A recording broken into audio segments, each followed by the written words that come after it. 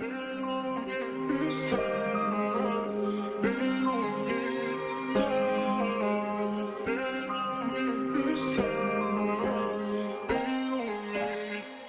up? It's your boy Phil back with another episode of the Fourth End Whatever podcast. Today we're gonna be discussing, does size matter in D1 sports, or is it more about your mentality? What helps you make it to the next level? And that's a solid question, and I'm super excited to jump into it and really start getting after what it looks like. All right, so I'll go first on this one. Does size matter as far as playing sports, especially we're gonna talk specifically to football?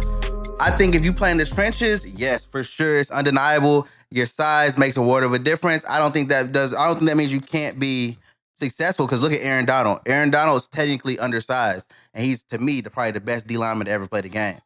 But if you're in the trenches, bro, and you are 5'5", like I am, or 5'6", like Coach Woodard is, bro, realistically, you're not playing D1 football. It's just not going to happen. And that's no shade to you. That doesn't mean you ain't going to dominate at the high school level. It just doesn't happen, and it's not realistic in the grand scheme of things.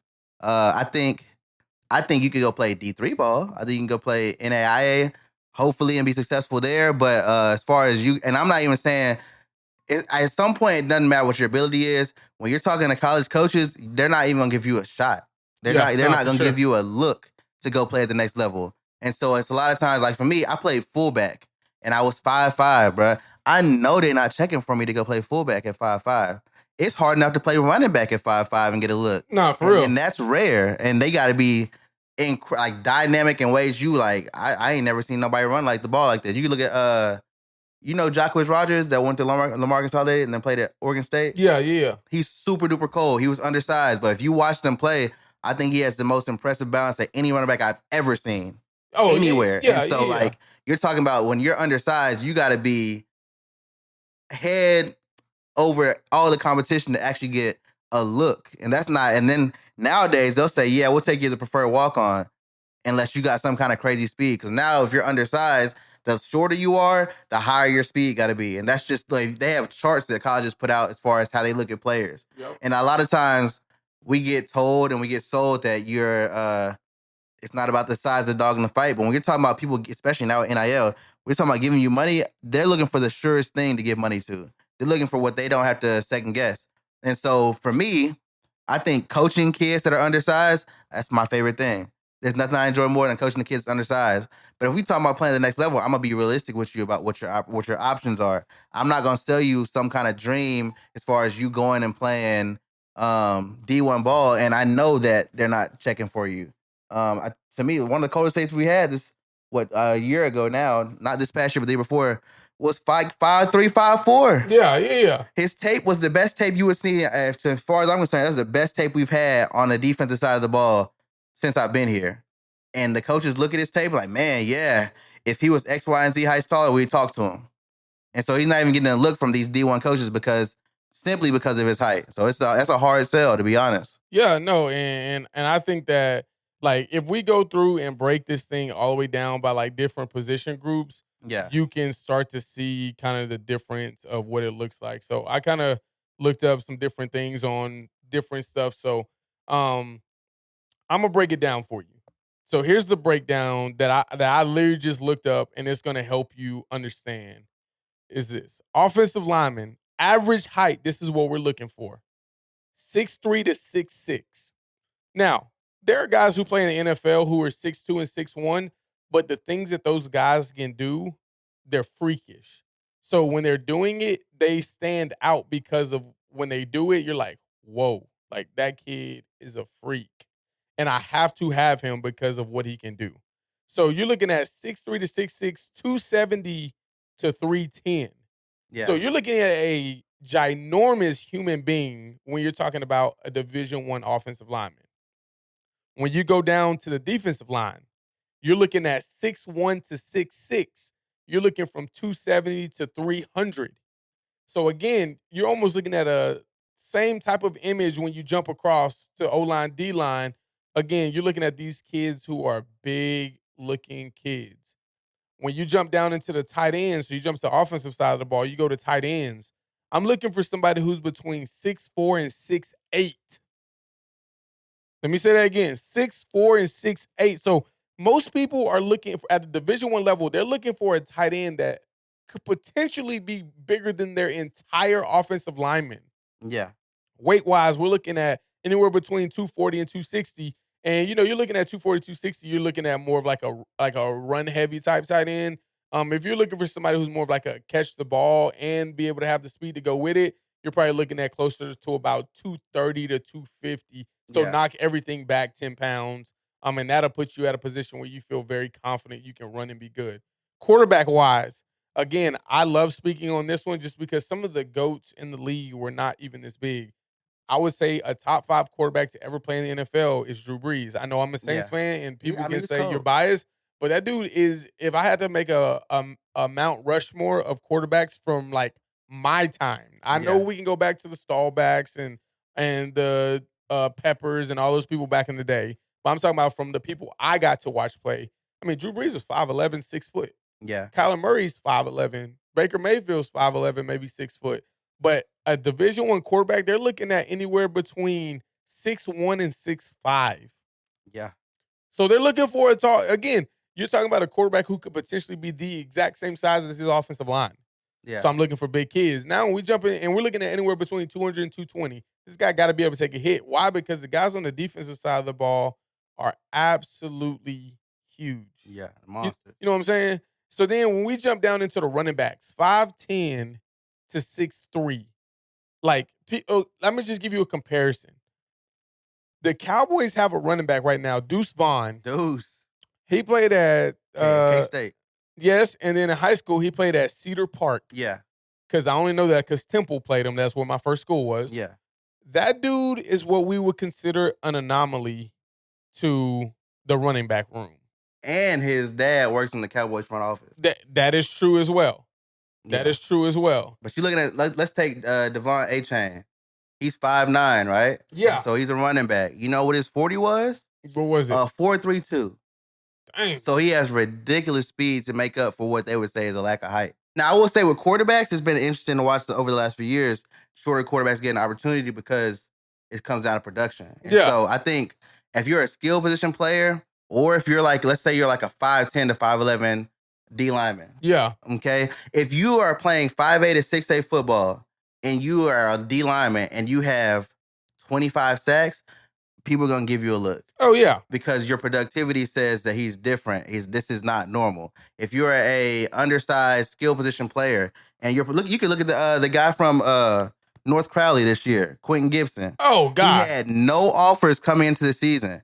His first 2 to 3 games, he is already touching 1,000 yards receiving and 10 to 15 plus touchdowns. Yeah, he's a freak. So he's immediately on the radar because he's producing at the highest level, for some would say, in the nation of football, high school football. So now he's showing I may be undersized, but I can go produce against the best and highest quality competition that's out there. And on top of that cat is fast. He's ridiculously fast. Yeah, so whenever I watch, obviously I kept up with him really heavy this year. Because you like their OC, right? I do.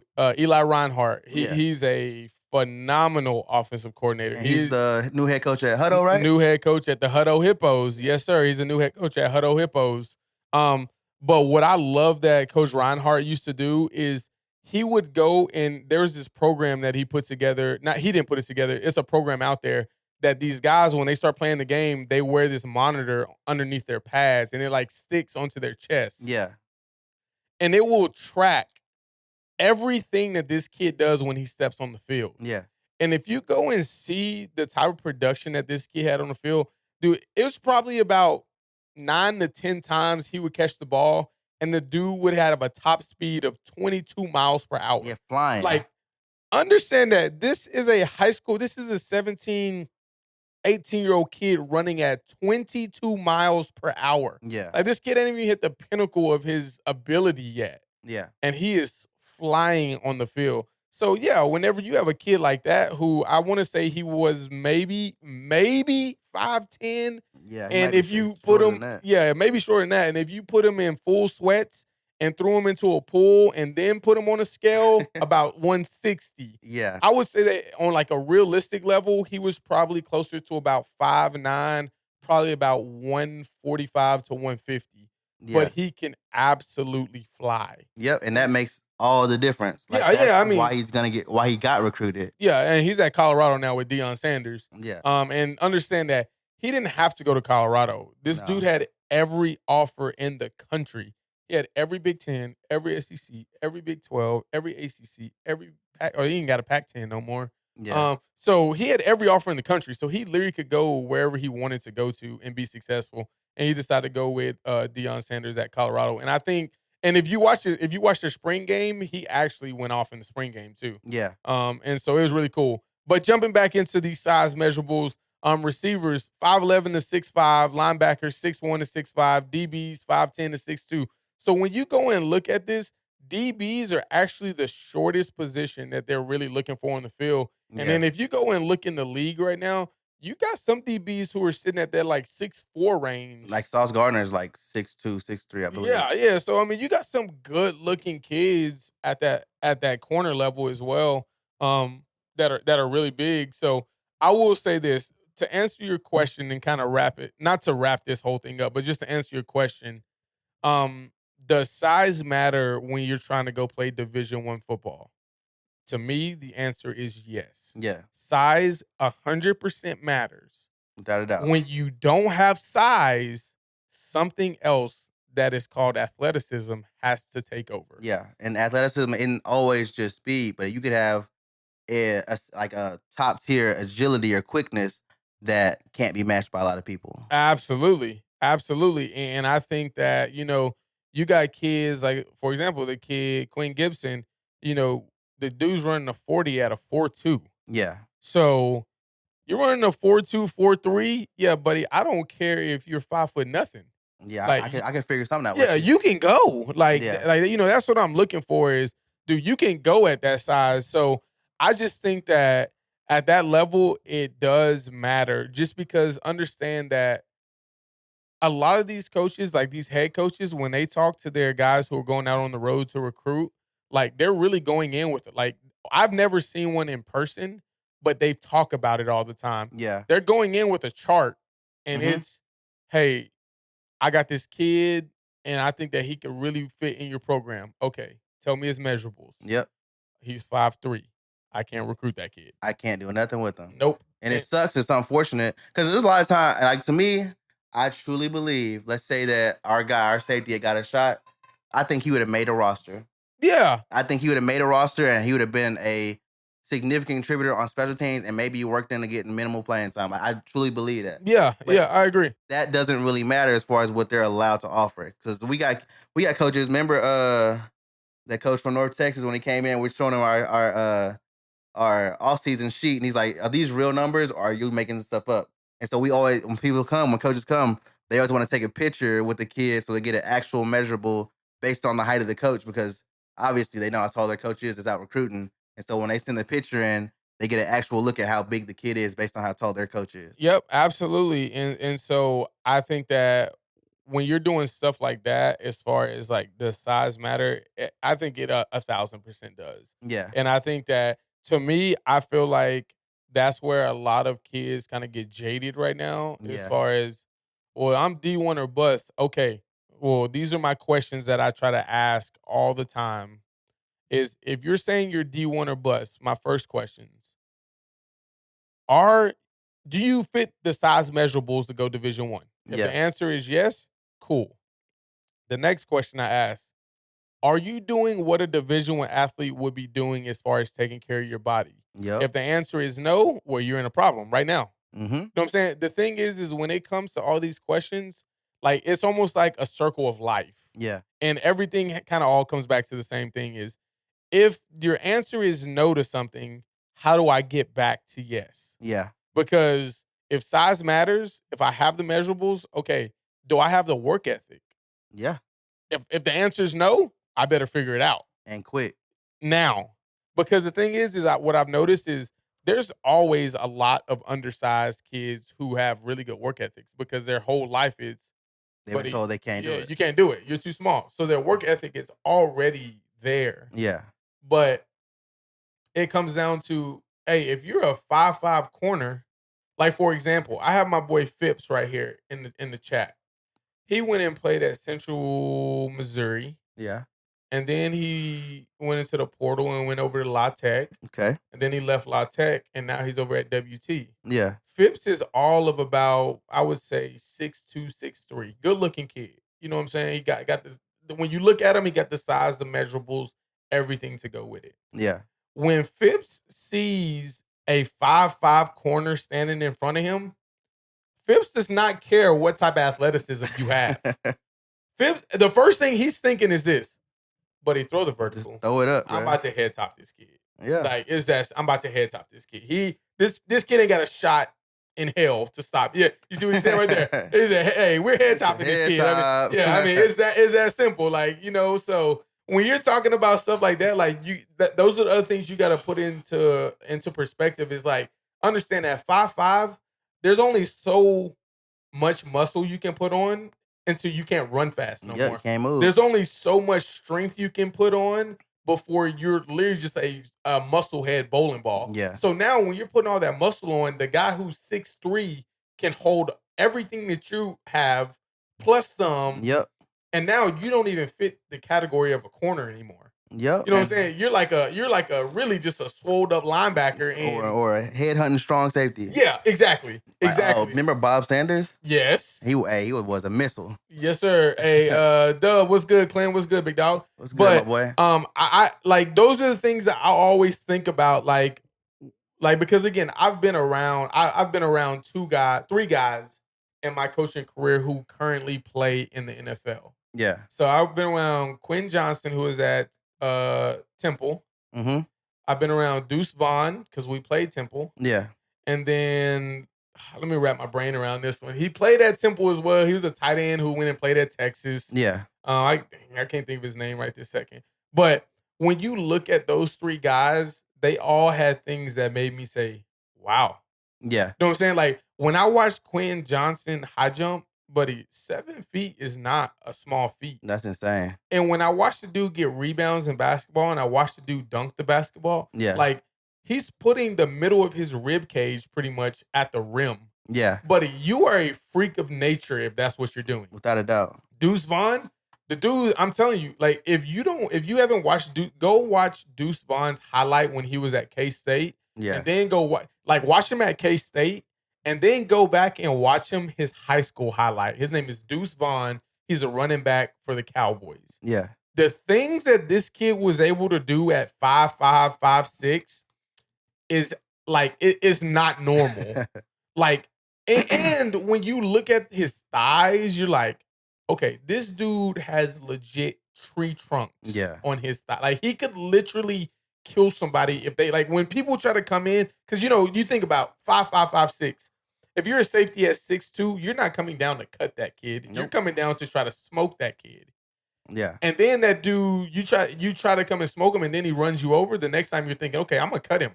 And then you try to go through his thigh and realize you just hit a freaking stone wall. Yeah, a freight train going at 60 miles per hour, and you realize, okay, that wasn't as easy as I thought it was. Yeah. And then to just top it off even more, when you catch that kid in a hole, he can juke you in a phone booth.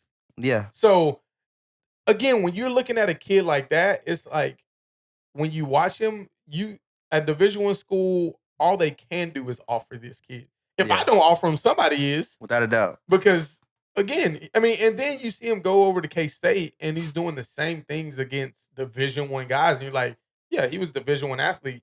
And now when you see it come full circle, the dude's playing in the NFL at 5'6", playing running back. I mean, that's how I feel about watching, and I got to play with him. Like, Quandre, to me, I have not played with anybody or seen a player with a higher football IQ. And on top of him being extremely quick, and the same way, like, he ran the option at quarterback. Yeah. This only dude I've seen to take a step and go in the one hole or the zero hole and going for 60 plus right now.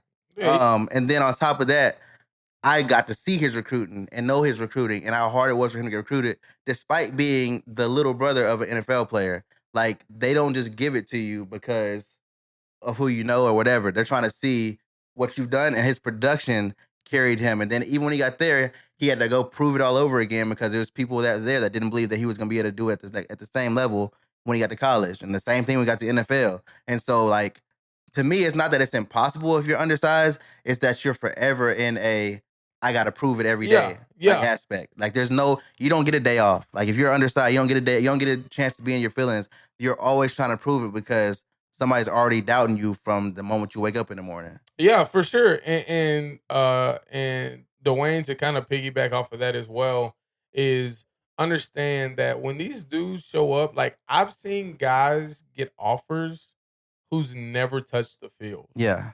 Like, because they have all of the measurables. So, example, you're looking at this tackle, and this dude is all of 6'6", 6'7". Yep. And you're just like, and he weighs about 280, 290.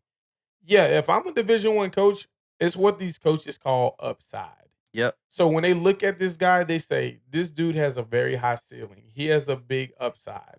I'm going to take my chances on this kid. And hopefully he's a kid who has decent grades, because now I just got to give him a partial scholarship. Yep. And his academics will cover the other side of it. And so now this kid is now a scholarship athlete here. And I'm not going to really lose any sleep if he doesn't make it. Yeah. Because it's already getting paid for it another way. Exactly. And I took a chance on some upside, because you look at there's guys right now who, like, a prime example. You ready for this? Yeah. Jimmy Graham. Yeah. Jimmy Graham played for the Saints. He played for the Dolphins. He played at the U. Shout out to the U. Yep. But a lot of people don't know this. Jimmy Graham played basketball at the U. He did not play football at the U. Jimmy Graham got done playing basketball at the U and got drafted to the NFL to play tight end. Now, he played some high school ball, and he was really good, but he went to college to play basketball. And then got to the NFL and became a tight end. Yeah. And now he's a freak of nature. You see what I'm saying? Now, he's not playing. I think he was playing for Green Bay a little bit a couple years back. Mm-hmm. I don't know what he's doing now, but that just shows you. They look at his size and they say, oh, yeah, we could take this guy. Yeah, for sure. 6'5", 6'6". I mean, when he played for the Saints, every time he scored a touchdown, he's dunking the football on the field goal. And I hate that that's a flag now. That's stupid. Is it? It is. If you touch the field goal thing now. Oh, is it because they can rock it in? Yeah. If you touch it now, it's an automatic flag. That's crazy. Yeah. So, Dwayne, do you have anything else on this? No, I'm good. Okay, so to wrap this one up, I would say 100% size matters. Mentality can only take you so far before size and athleticism has to come into the picture. Yeah, you gotta have ridiculous athleticism if you're undersized. Absolutely, 100%. You gotta make up for it somewhere. Absolutely, I agree. All right, so that's gonna be another episode of the Fourth and Whatever Podcast.